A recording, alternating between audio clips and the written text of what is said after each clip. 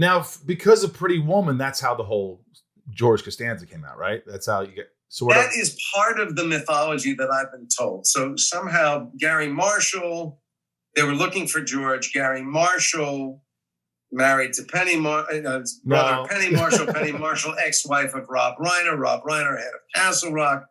He says, "Oh, I heard this guy. I saw a clip from the movie. He might be good. You should put him on tape." That's what I've heard. Is that somehow it played in? And that's how it kind of started. So how did you get this? I mean, I know you've probably told this story a million times, but to get this audition, because I want to hear about the kind of the what's his name, Woody Allen kind of thing, and you put the glasses on. Yeah. So again, I lived in New York at the time. All the casting on Seinfeld was being done in L.A. They had seen a gazillion people, I guess, for George. Some very famous, who I think had been offered the role and either turned it down or they got nixed. Or do you know any of them, or you don't say?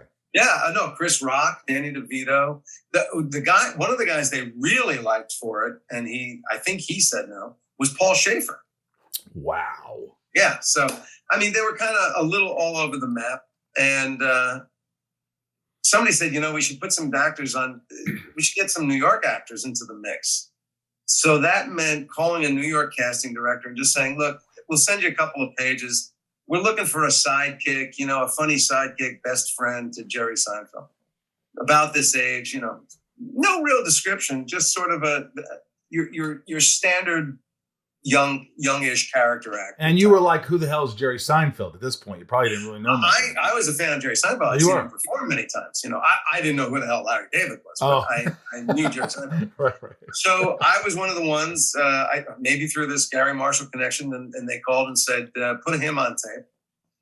And all I had was 4 pages from the pilot script with no context and nobody to ask about it because the casting director didn't know the project. She was just being paid to put some people on tape.